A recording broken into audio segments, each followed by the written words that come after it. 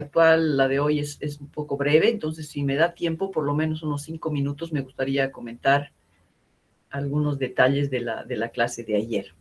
Así que voy a compartir sin más demora. A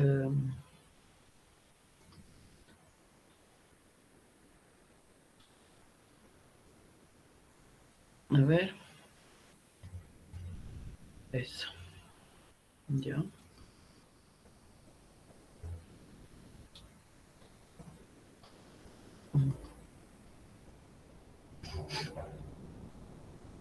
Bueno, el espejo infinito. De algún rato aprenderé o me acordaré de cómo se hace. Y vamos a ver esta clase. ¿La están viendo, chicos? Sí, doctora. En pantalla completa, ¿no? Sí, sí, doctora. Ya, listo. Bueno, entonces, esta es la clase en la que quiero incluso un poco más hacer práctico el... No está compartiendo, doctora. Ya. Voy a volver a hacerlo porque se supone que yo ya lo había hecho. A ver, ahora. ¿Otra vez ahí se ve? No, doctora. Se ve en pantalla pequeña, ¿no? Ya. Entonces...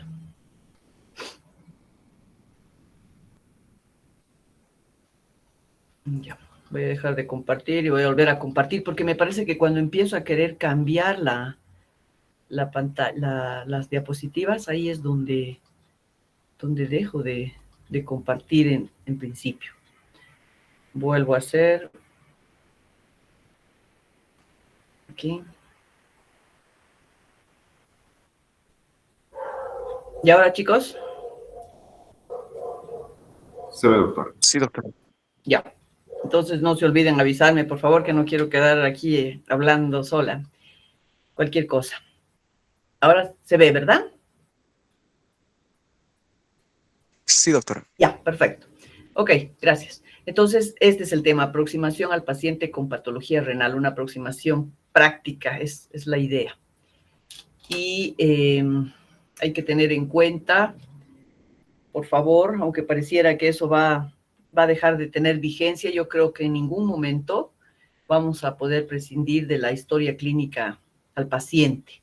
Es por eso que ya sea en niveles básicos o más avanzados, tenemos que seguir recurriendo a esta herramienta fundamental, ¿no? Que es la historia clínica, donde probablemente ya con la experiencia vamos siendo más breves en las preguntas que hacemos, porque ya como que dirigimos, pero cuando la cosa no es muy clara, entonces en lo posible hay que nomás seguir el proceso de por qué el paciente consulta, ¿no? Es decir, escucharlo más en todo lo que tiene que decir, sobre todo cuando tenemos tiempo para poder empezar a hilar posibles diagnósticos. El resumen de antecedentes personales, familiares y sociales, que no hay que olvidarlo. Los factores que lo rodean en el trabajo y en el ocio, esto también es importante porque hay patologías que pueden estar relacionadas precisamente con estas dos actividades. La medicación que recibe es algo que tampoco hay que olvidar y, por supuesto, una vez que vamos a recabar la medicación, también saber qué posibles efectos colaterales tiene y las interacciones que pueden haber entre uno y otro. El examen físico, luego, también es importante. No hay que dejar de mirar a los pacientes, si es posible, todos los días. Y si estamos en la consulta, claro, es el primer examen físico que puede ser muy minucioso en esa primera vez y luego ya solo ir focalizando algún segmento, ¿no? Por la sospecha que podamos tener ya con la historia clínica que hemos recabado. Y los exámenes complementarios también son parte fundamental de la historia clínica y de la aproximación a cualquier paciente. Entonces, ¿cómo esperaríamos nosotros evaluar a pacientes que tienen enfermedades renales en la consulta? Entonces, como siempre, para tratar de sistematizar, de estructurar nuestro pensamiento, que permita que miremos al paciente y podamos empezar a hacer nuestras disquisiciones, se propone esto de que podrían haber 3 grupos de pacientes con problema renal. Aquellos enfermos sintomáticos que tienen y son referidos a la consulta de la especialidad, o mismo puede ser en una consulta de medicina interna o de medicina general, son aquellos que tienen síntomas directos o indirectos de daño renal, ¿no? Los pacientes que están con hematuria, los pacientes que hablan de una orina espumosa, los pacientes que tienen edemas. Entonces hay muchos signos y síntomas que nos pueden orientar hacia un problema renal. Pero también están los pacientes asintomáticos, aquellos probablemente que están en la consulta por cualquier otro problema, y de manera incidental se encuentra una alteración sugestiva de patología renal. Y aquellos pacientes que tienen enfermedades sistémicas y secundariamente hay un compromiso del riñón. Entonces, tenemos esos 3 escenarios. Creo que los pacientes asintomáticos probablemente esto se vea más en la consulta de segundo nivel, de primer nivel, ¿no? Nosotros ya como especialistas, aunque sean referencias que no tienen mucha razón de ser, por lo menos nos los envían con algún síntoma que está relacionado con el problema renal o con alguna alteración sintomática que sabemos que puede comprometer al riñón. Entonces, los enfermos sintomáticos, ¿qué tipo de problemas pueden tener? Como ya les había comentado algunos, pero aquí están otros. Puede venir con un dolor, que muchos de los pacientes, como han podido ver en la consulta, apenas les duele la espalda. Para ellos y para los médicos en general de segundo y primer nivel, el origen es renal. Entonces, cuando le duele la espalda, muchas veces no piensan gran cosa, inmediatamente hacen una relación con el riñón. También pueden haber trastornos en la micción, el paciente que esté con molestias para orinar, que esté orinando frecuentemente.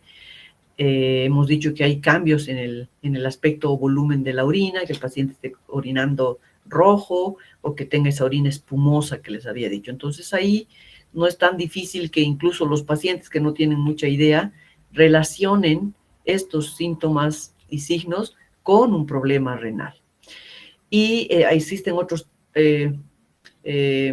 síntomas generales, como el edema que habíamos comentado, o el paciente hipertenso, o aquel paciente ya en un laboratorio, o que se lo vea muy pálido, que tenga anemia, o que tenga problemas cardíacos y digestivos, son algunos que pueden indirectamente relacionarse con un problema renal, aunque por supuesto hay otros órganos implicados, pero el riñón también está presente en el pensamiento de personas que tienen este tipo de síntomas. Y bueno, entonces, luego de hacer la anamnesis exhaustiva, también tendríamos que hacer una exploración física minuciosa. Hay que mirarlo al paciente, ya con la experiencia uno va ganando ese ojo clínico en el que solo al ver un enfermo renal, ya sabemos que el paciente está en un problema, ¿no? Y que es un paciente renal crónico, o en los pacientes diabéticos también es bastante característica su facies, su fenotipo, el estado nutricional, ver si es un paciente obeso o no, los signos vitales, la exploración, ni qué decir, cardiopulmonar, abdominal, extremidades. Y en la exploración física es recomendable señalar los datos patológicos, pero también los normales. Eso quiere decir, por ejemplo, no se descubre datos de derrame pleural o no hay datos de ascitis. Entonces, a veces los datos negativos también nos orientan y nos ayudan a luego ir perfilando el diagnóstico. Y una vez que hemos hecho la anamnesis, hemos hecho el examen físico, hemos solicitado unos laboratorios y tenemos todo en nuestro escritorio, en nuestra tablet o en nuestra computadora, entonces lo que nos toca es algo que es muy difícil de llevar adelante, y los alumnos que rotan en el Hospital Clínico Viedma, no sé si se han podido percatar, son pocos los servicios, las especialidades que se animan a dar un diagnóstico. En general lo que hacen es dejar todo un discurso, ¿no? Más explicativo o más tipo redacción de los problemas que tiene el paciente.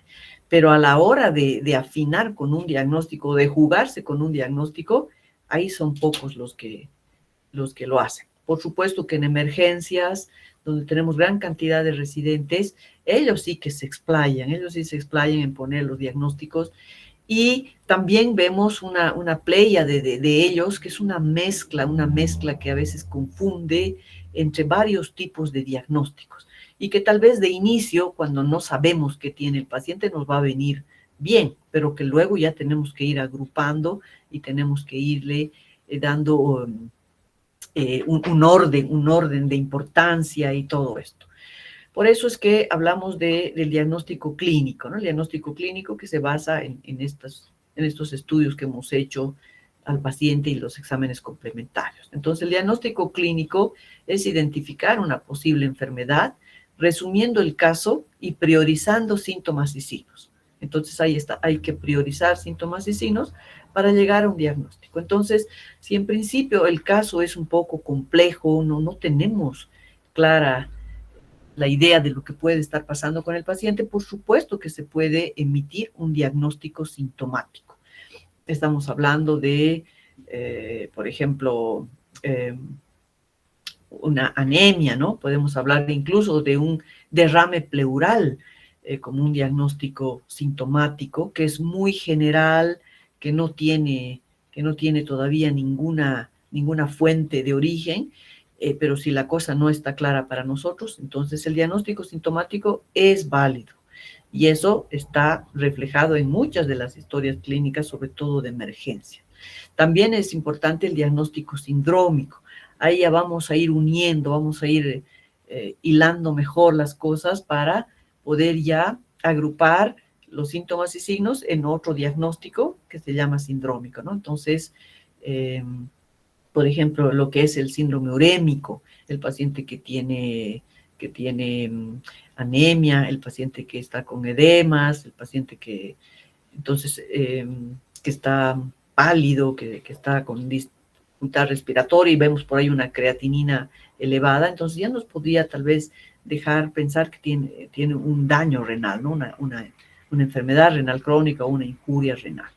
Entonces, yo creo que esto es válido de inicio, pero nuestro gran desafío es tratar de llegar a un diagnóstico más exacto, que vaya de lo muy general, porque no tenemos todavía elementos o no los hemos completado, algo más específico, pero esto sirve.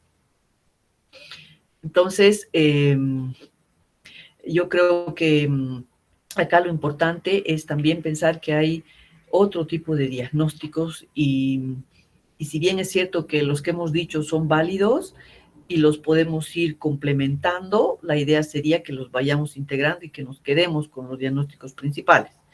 También es algo que no hacemos muy a menudo, es plantear el diagnóstico diferencial, ¿no? Como no tenemos muy claro el panorama, imaginen hablar de diagnóstico diferencial, es complicado. Pero aquí también podríamos decir que se trata de un diagnóstico de exclusión, ¿verdad? Si tiene el paciente edema, si tiene el paciente disnea, si tiene el paciente derrame pleural. Entonces, ¿cuáles son las posibles causas? Ahí tenemos un problema cardíaco, un problema renal, un problema pulmonar. Entonces ya vamos agrupando y podemos ir diciendo, bueno, parece ser renal por esto, pero no cardíaco porque no tiene esto. Entonces, ahí yo creo que, sin que lo nombremos específicamente, pero hay un juego de buscar un diagnóstico diferencial. Un detalle para mí muy importante es tratar de llegar siempre a la causa. Entonces, tenemos, por ejemplo, un paciente con todo lo que supone manifestaciones de un daño renal crónico, entonces tiene una enfermedad renal crónica. Pero ese es un diagnóstico general, es un diagnóstico como el nombre de una persona que lo que necesita es el apellido. y el apellido es la etiología. Sí, tiene una enfermedad renal crónica, pero porque es diabético, porque tiene una neuropatía obstructiva, porque tiene hipertensión, ¿no? Entonces, el diagnóstico etiológico es muy importante y en el que toman protagonismo el agente, el huésped y el ambiente. Y el diagnóstico nosológico, que no lo he visto como tal, pero también miren que es interesante porque habla de la clasificación de las enfermedades de acuerdo a su etiología, patología clínica y presentación. Yo creo que aquí no veo mucha diferencia con el diagnóstico etiológico, porque bueno, nosotros llegamos a un diagnóstico etiológico considerando, bueno, la patología clínica, la presentación. Entonces, para mí eso sería importante, tratar de ir a un diagnóstico sintomático, luego ir afinando si se puede pasar a un diagnóstico sindrómico, no dejar de hacer un diagnóstico diferencial para llegar a un diagnóstico etiológico, y bueno, que puede ser muy semejante al diagnóstico etiológico, aunque aquí le suman la patología clínica y la presentación. Entonces, en el área renal, ¿cómo establecemos los diagnósticos? ¿Quién nos dice cuál es un verdadero diagnóstico, ese que tenga peso? Bueno, tendríamos que manejar más frecuentemente esta revisión, ¿no? Que estos diagnósticos estandarizados a nivel mundial, que son los del CIE-10, y que nosotros, bueno, los tenemos, porque además como respondemos ya a un seguro de salud, nos solicitan que hagamos este tipo de diagnósticos.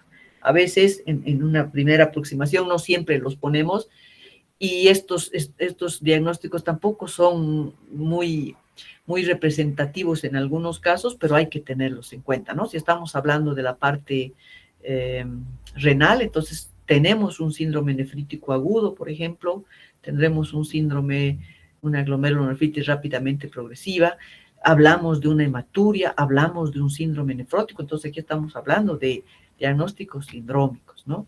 Y luego también podemos hablar de todas las enfermedades túbulo-intersticiales. Entonces, tener en mente este CIE-10 tal vez nos puede ayudar también a ir aterrizando en el diagnóstico que queremos que figure en la historia para que así oriente nuestro tratamiento. Lo mismo si seguimos viendo acá, hablamos de insuficiencia renal aguda, por ejemplo, ese germen de insuficiencia, ese diagnóstico de insuficiencia renal aguda ya ha quedado un poco obsoleto, porque ya vamos a ver en la clase de daño renal agudo que ya no se habla de insuficiencia renal aguda, sino de injuria o lesión. Entonces, esto también habría que ir actualizando. Exactamente no sé de quién depende, pero habría que irlo haciendo. Y bueno, ni qué decir de las litiasis, de otros trastornos del riñón. Aquí como que han metido en una sola bolsa lo que es renal y el problema urológico, ¿no? Que sabemos que están relacionados, pero no son lo mismo. Muy bien. Entonces, ya que tenemos más o menos la idea y que obviamente la sabemos, solamente les estoy recordando de cómo hacemos nuestra aproximación al paciente y cómo tenemos que tratar de llegar a un diagnóstico. Hay que tratar de llegar a un diagnóstico. Entonces, vemos el enfoque práctico de principales hallazgos sugerentes de patología renal. Y habíamos hablado de la hematuria, ¿no?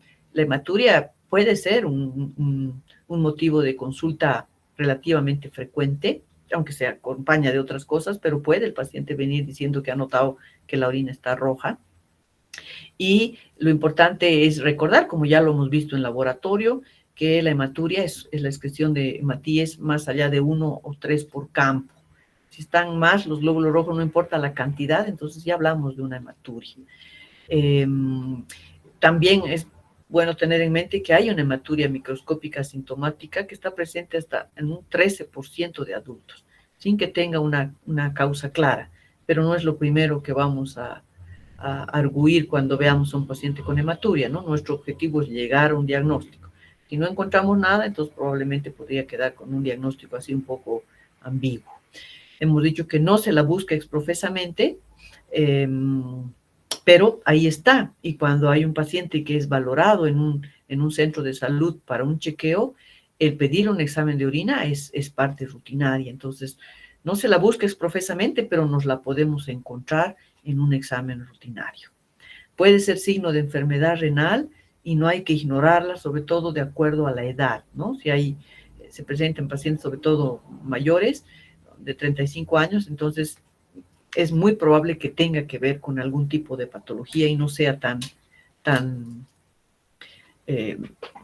benévola como hemos comentado. En la anamnesis, entonces, cuando estamos con ese paciente que viene y dice que ha notado que su orina está roja o que nos lo mandan a la valoración de la especialidad porque le han hecho un examen de orina, hay que tomar en cuenta para plantear ya posibilidades diagnósticas la edad del paciente. Cuando tiene más de 50 años es muy probable que tenemos que pensar en que el paciente puede tener un daño tipo tumoral, ¿no? Ya sea de la vejiga, del tracto urinario, del riñón. En las mujeres también hay que tomar en cuenta que puede presentarse en la ITU o en la endometriosis, ¿no? Con ese sangrado que se presenta cuando la paciente tiene la menstruación coincidente. En varones, ni qué decir, la hiperplasia prostática, que es una de las causas no solo de hematuria, sino de injuria renal aguda muy común en nuestro medio. Antecedentes familiares, saber si hay personas que en la familia tienen también un daño renal crónico porque hay enfermedades hereditarias. La litiasis también tiene un componente hereditario, la litiasis renal, entonces hay que investigar. Y aquí, si ponemos para aterrizar concretamente en algunos datos, paciente que tiene hematuria familiar y un familiar con RC o sordera, por ejemplo, puede tener una poliquistosis autosómica dominante, que es una enfermedad no muy común en nuestro medio, pero que de vez en cuando se ve, o puede tener una enfermedad de Alport o enfermedad de la membrana basal. Entonces, no hay que despreciar los antecedentes familiares. Otros antecedentes personales, sabemos también que infecciones de amígdalas o la medicación pueden condicionar, en este caso, una glomerulonefritis postestreptocócica, por ejemplo, o la medicación, algún daño renal. En la anamnesis también es importante, cuando estamos frente a un paciente con hematuria, hay que preguntarle si esta se ha presentado después de un ejercicio intenso o luego de un deporte de contacto, porque por supuesto que hay una hematuria transitoria que se puede dar debido a este esfuerzo físico grande, pero sin ser necesariamente patológica. También es importante ver si el paciente no ha estado de viaje, porque hay enfermedades propias de cada región que pueden condicionar hematuria. En nuestro medio es muy común la tuberculosis renal. La hematuria en trastornos de la coagulación también se puede dar junto con otros sangrados, y entonces por eso la medicación que está recibiendo es importante. El antecedente de consumo de tabaco dobla o cuadriplica el riesgo de cáncer de vejiga, entonces también son datos que hay que tomar y tratar de rescatar. La exposición a colorantes, la anilina también puede producir cáncer, ¿no? Como los quimioterápicos o la radioterapia. Entonces son cosas que algunas veces no las preguntamos, pero tendríamos que irlas recordando, sobre todo de acuerdo al tipo de paciente que manejamos. Y las causas de hematuria, pues sabemos que son muchísimas. Ya hemos hablado de una hematuria glomerular y de una hematuria del tracto urinario. Entonces, por aquí tenemos, empezando por abajo, todo lo que tenga que ver con la próstata, los cánceres, los eventos traumáticos, las uretritis, los divertículos, todo puede ser causa de hematuria, pero ahí ya vamos a tener que hacer el ejercicio, como hemos visto, de discriminar entre una hematuria de glomerular o del tracto urinario. También en la vejiga no es infrecuente, ya hemos visto varios casos en el hospital de cáncer de vejiga que produce una hematuria macroscópica, pero impresionante. Yendo más arriba, podemos ver, bueno, todos los procesos infecciosos, la tuberculosis, como hemos visto, la esquistosomiasis, algunos que no conocemos, no vemos mucho, pero sí son causa de hematuria. A nivel de los uréteres también pueden haber, sobre todo, neoplasias no he visto tanto como la presencia de cálculos, ¿no? De litiasis que empieza a descender y entonces obviamente daña la mucosa del uréter y puede producir hematuria. Y a nivel renal, bueno, a nivel renal macroscópico pueden haber los tumores que producen hematuria, pero también está la hematuria que daña aquella unidad estructural, ¿no? Funcional de los riñones, que son los glomérulos. Entonces estamos frente a las hematurias glomerulares. En el examen físico, bueno, ya lo sabemos también, hay que controlar la presión arterial, hay que ver la volemia, hay que ver signos que acompañen a esta hematuria, ¿no? Hay algunos síndromes, ¿verdad?, que pueden señalar lo que es una litiasis renal, lo que es el tumor renal, el dolor de espalda, la hematuria.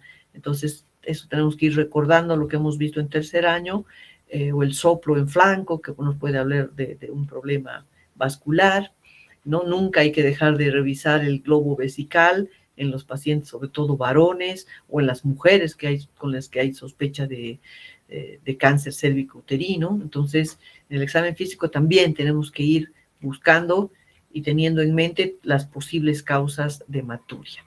En las pruebas de laboratorio, por supuesto que tiene que venir el examen de orina, la tira reactiva, que ya lo hemos visto en la anterior clase, la diferenciación entre hematuria glomerular o urotelial, que también lo hemos visto, y aquí probablemente va a tener que venir la centrifugación cuando tenemos duda de que sea una mioglobinuria o una hemoglobinuria. Entonces, todo lo que hemos visto, como les voy diciendo siempre, se va sumando, ¿no? Todo va sumando para enriquecer nuestro arsenal diagnóstico.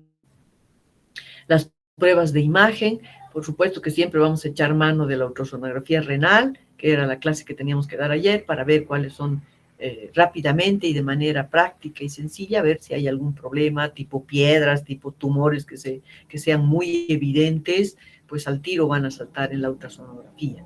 La tomografía, si es que la ultrasonografía no aporta gran cosa, recurrimos a la tomografía, a la resonancia, y por supuesto a la cistoscopía, que ya es un estudio en el que los urólogos nos colaboran.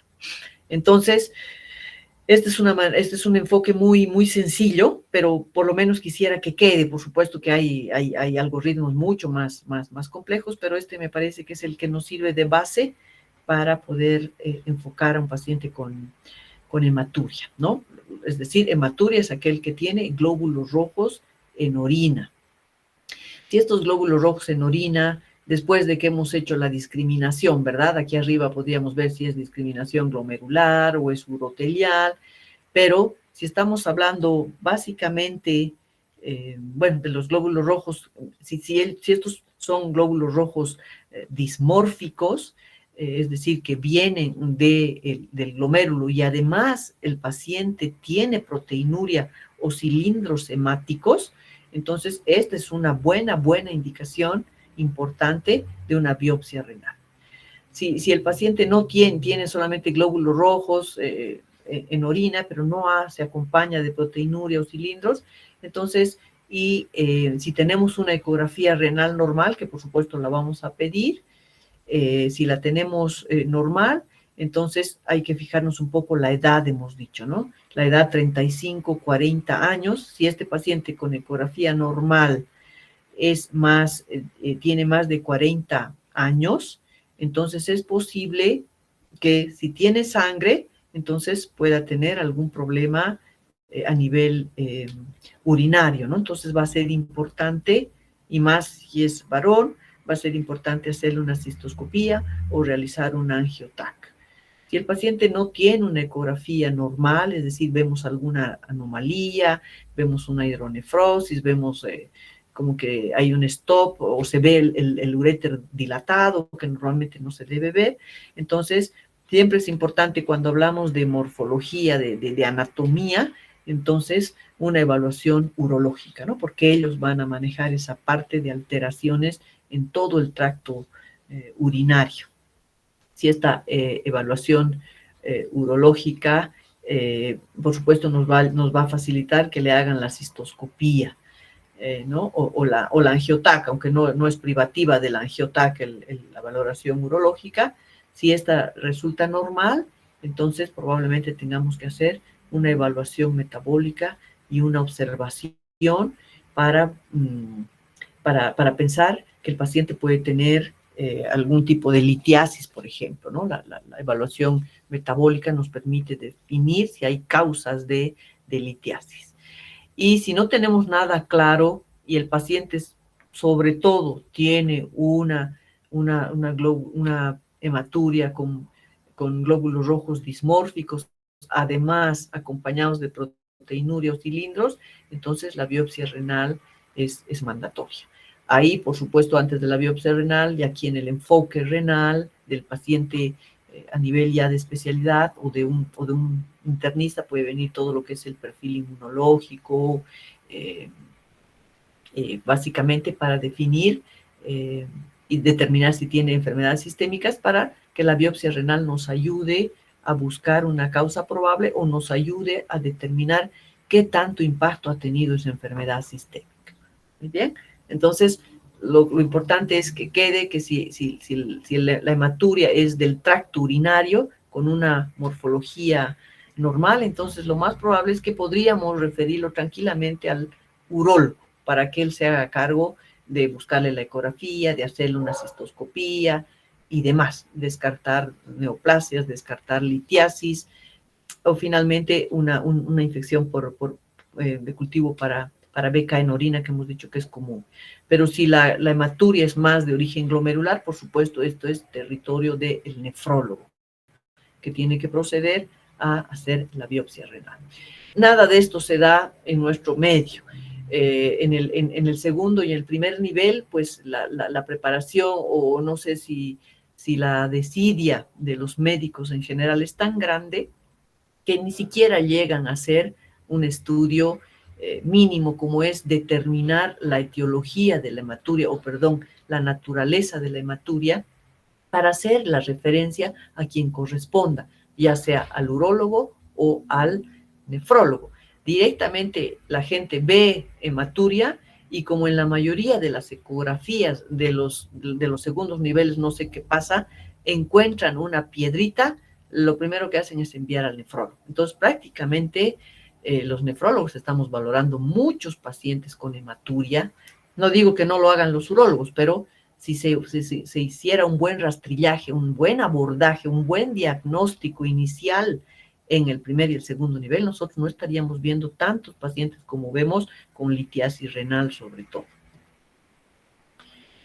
Muy bien, y aquí no se ve muy bien, pero esta es otra manera de enfocar la hematuria, donde lo más importante es saber si el paciente está con una orina que no es normal, una orina roja o color café. Entonces hay que ver si es que tiene o no tiene glóbulos rojos, ¿no?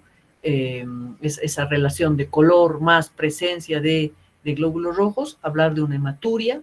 Si es una hematuria macroscópica, también tenemos que ir viendo lo que ya les he dicho, ¿no? Ver la morfología, si son dismórficos o no, y dependiendo de cómo estén los glóbulos rojos, ahí se van completando, ya sea con una evaluación de la función renal, se pueden pedir algunos otros estudios como C3, C4, se puede ver un cultivo, por supuesto que es importante, la ultrasonografía, y es así como se va llegando a un diagnóstico para poder decir en qué momento referir al nefrólogo. Todo este ejercicio, que es relativamente sencillo, no se dan el trabajo de hacerlo en el segundo nivel ni en el primer nivel, y eso nos apena mucho porque sobrecarga al Hospital Viedma con pacientes que podrían haber sido muy bien evaluados y luego recién referidos si el tema era mucho más preocupante o ya escapa de su especialidad. Pero nosotros tenemos que hacer todo este trabajo que no hacen ni en primero ni en segundo nivel. Muy bien, luego pasamos a la proteinuria, que es otra causa importante, que sabemos que comienza con la tira reactiva en nuestro medio, es un examen de orina al que le meten la tira reactiva, y hemos dicho que si sale positiva ya estamos hablando de que el paciente puede tener o tiene una albuminuria moderada, ¿no? Porque la tira reactiva, les había dicho, detecta una concentración de proteínas entre 30 y 300, y ahí estamos hablando de una proteinuria moderada. En general se dice que no es aconsejable utilizar como cribado en población en general. Uno está tentado de decir, bueno, veremos quién tiene albuminuria para luego estudiarlo, pero pues el costo-beneficio es un poco discutible. Así que seguramente solo cuando van a una consulta por algún motivo en especial se le toma el examen en orina, ¿no? Pero sí lo que se recomienda es hacer la pesquisa de la microalbuminuria, que antes se conocía así a la albuminuria de moderada cantidad, en poblaciones de alto riesgo, ¿no? Estamos hablando de diabéticos, hipertensos, entonces a ellos hay que hacerles y eso es recomendable. Pero una persona joven que no tiene mayor problema, entonces a lo mejor hacerle una albuminuria no representa no es de gran utilidad. El resultado alterado debería correlacionarse con la proteinuria de 24 horas o con el cociente albúmina-creatinina. Hemos hablado también de esto, que el estándar previamente era la proteinuria de 24 horas, pero por todo el problema que supone el recolectar, la orina está ahora muy en boga, el cociente albúmina-creatinina, que hemos dicho que tiene una muy buena correlación con una proteinuria de 24 horas bien tomada, y entonces nos ahorra todo el problema de recolectar la orina y hacerlo de manera incompleta, porque aquí esto se toma solamente en una orina casual. También aquí se recomienda que habría que medir la creatininuria para corroborar la precisión de la recolección. Esto es para la proteinuria de 24 horas, porque en la albuminuria, naturalmente, la relación se hace con la creatinina, así que siempre se la mide. Bueno, las fluctuaciones en la excreción de proteinuria se pueden dar. Hay una proteinuria transitoria que es más frecuente en las mujeres. También puede presentarse en un fenómeno de fiebre o cuando hay ejercicio o infección urinaria. Entonces hay también una proteinuria transitoria que hay que saberla identificar, y por ello no nos podemos quedar muy tranquilos con un solo examen que nos salga algo raro. Hay que tratar de repetirlo y confirmarlo si es que es persistente con otro estudio como es la albuminuria.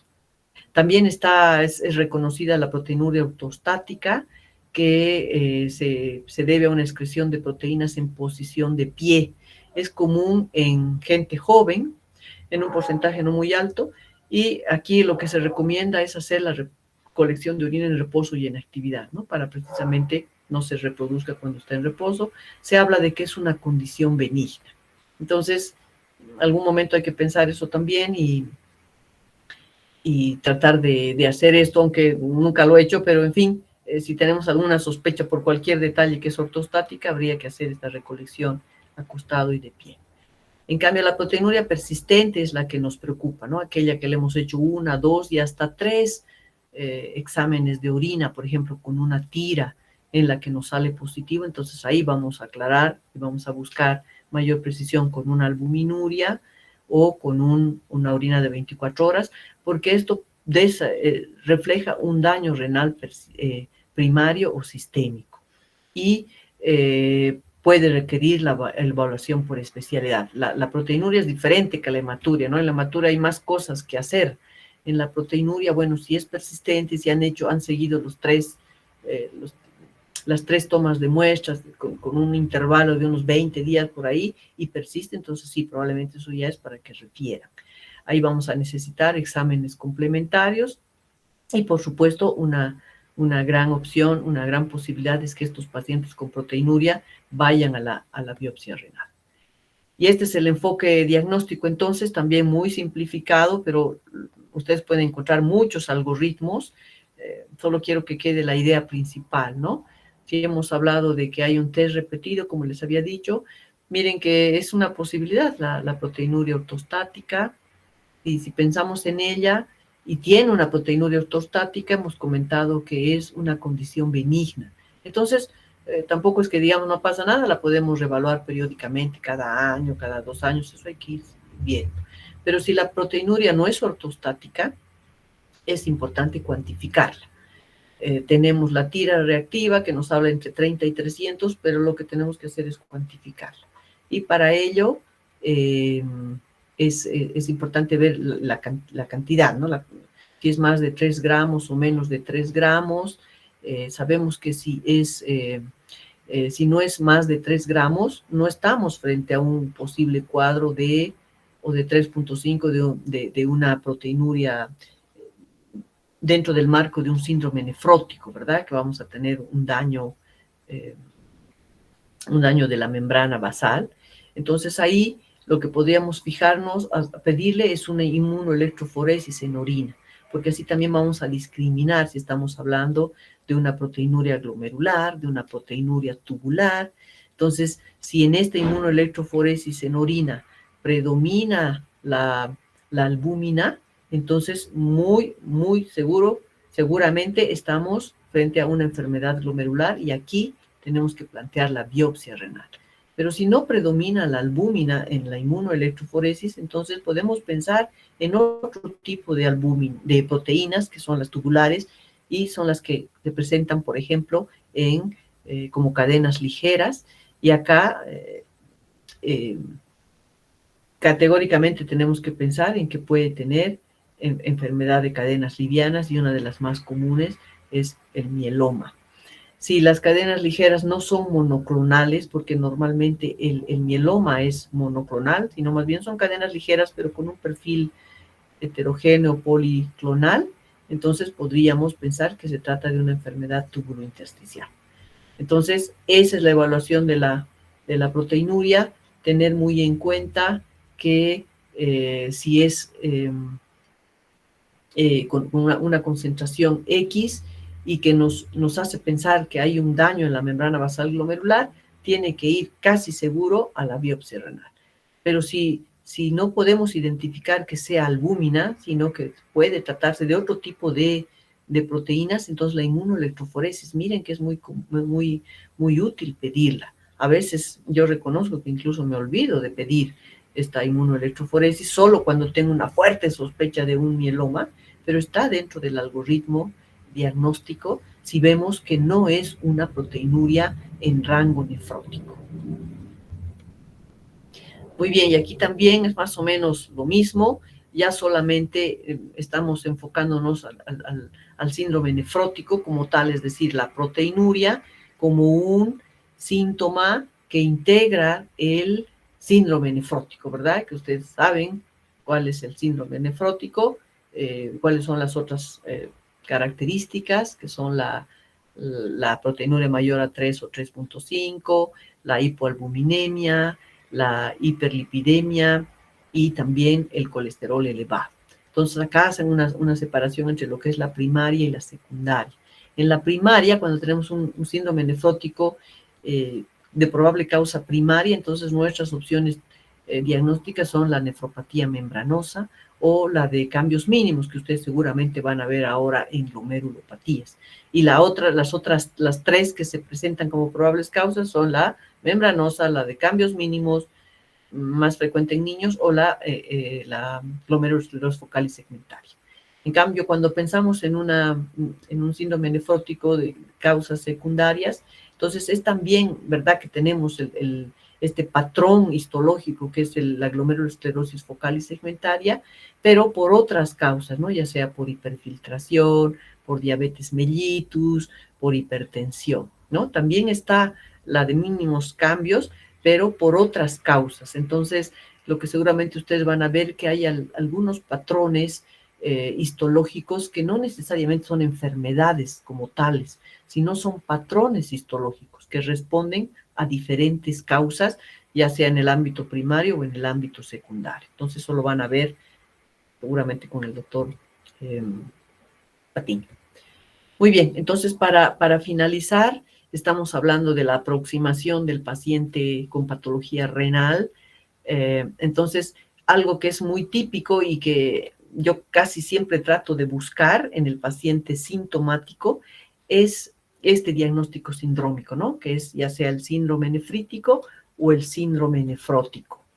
Entonces, ¿hay diferencia entre ambos? Pues sí, las hay, son muy útiles a la hora de enfocar el posible diagnóstico, ¿no? El síndrome nefrítico se caracteriza básicamente por la hematuria, por hipertensión arterial, por edema, que no es tanto el edema parecido al del síndrome nefrótico, que es más de piernas, que es más blando y enorme. En cambio, este es un edema que puede llegar incluso a ser facial, ¿no? Es más bien facial, de los ojos que amanecen hinchados, puede haber oliguria, la proteinuria es moderada, es decir, que es menos de 3 gramos. Y este síndrome nefrítico normalmente puede presentarse y rápidamente con un daño renal.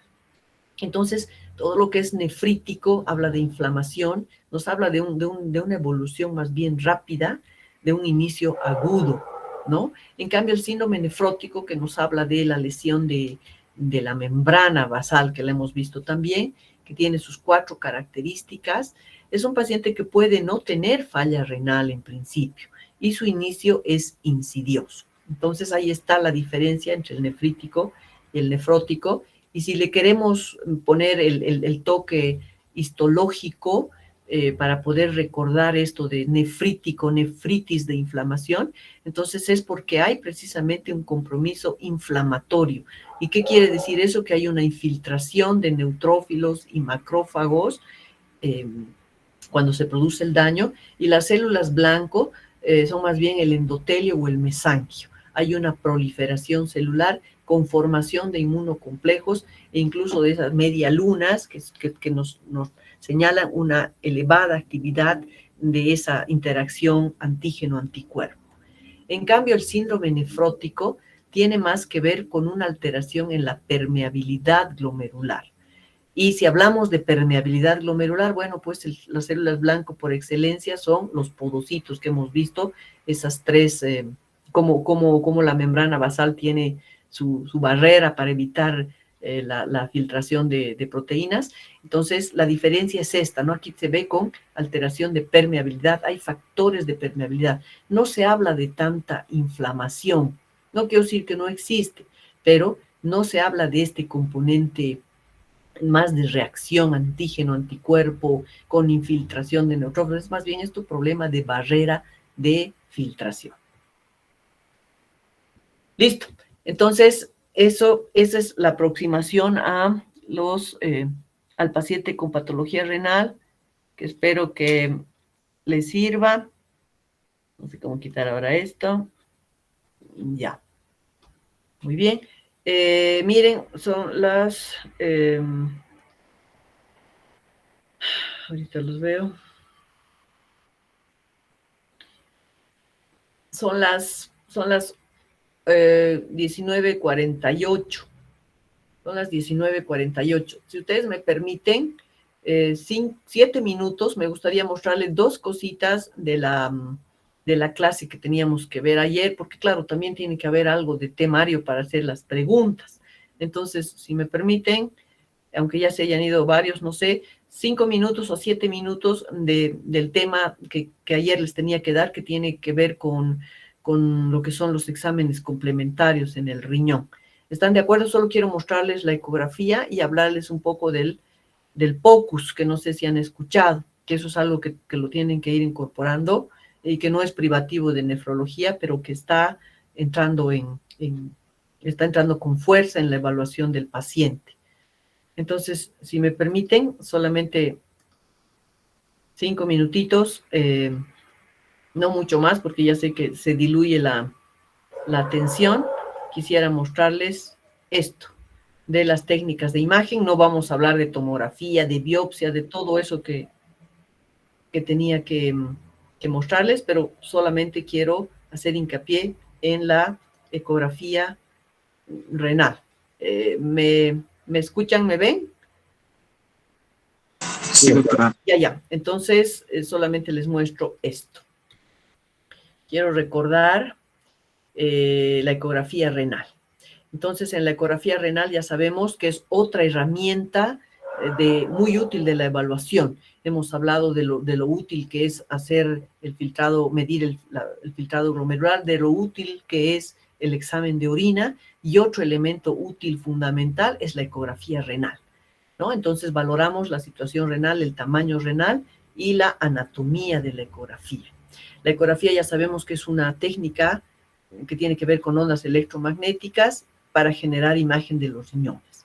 Es de primera línea, rápido, inocuo y eficaz. Entonces, todo eso nos viene muy bien a los pacientes, a los países de tercer nivel, que siempre apostamos por lo más sencillo, lo más práctico y lo menos caro. Entonces, ya sabemos que Los riñones están situados a lo largo de la columna.